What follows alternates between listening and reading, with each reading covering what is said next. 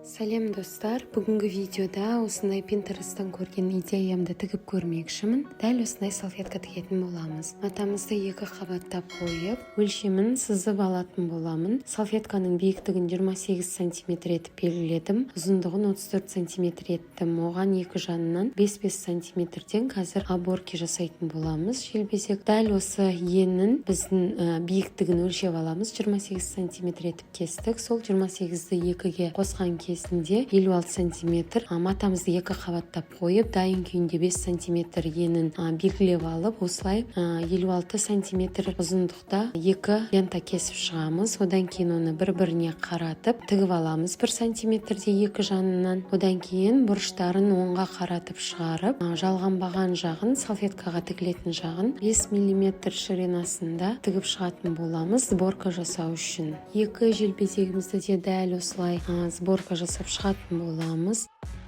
Одан кейін сол біздің 28 см жанындағы еніне салфетканың шақтап, қазір соны салфетканың ішіне ашып, осы біздің бір жағы сгиб матаның бүктелген жағына қазір натечки жасап аламыз. Белгілеп бір-бірімен теңдестіріп осылай өлшегенде дәл ортасын тауып аламыз. Сол ортасына булавкамен қадап желбезегіміздің басын, одан кейін аяғына жеткен кезде тігілетін жағына 1 см-ге орын қалдырып, желбезегімізді 1 см етіп жеткізбей белгілеп тігіп шығатын боламыз.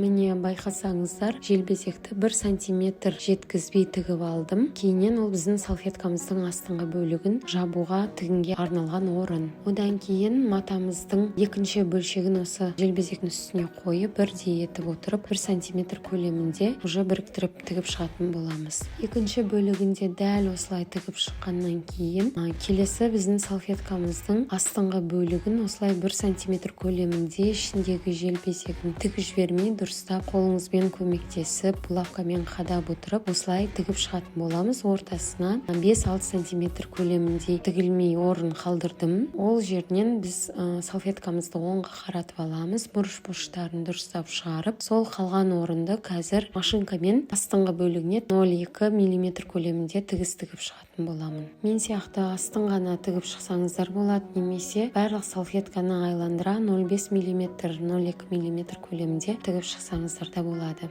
Салфеткалар дайын болды, өте жеңіл тігіледі. Кез келген матадан өзіңіздің ас үйіңіздің көркін келтірсеңіз болады. Салфетканың жанына мен косынкамен фартукта тіккен болатынмын. Сіздерге ұнаса, каналға тіркеліп, лайк басып, комментарий қалдырыңыздар.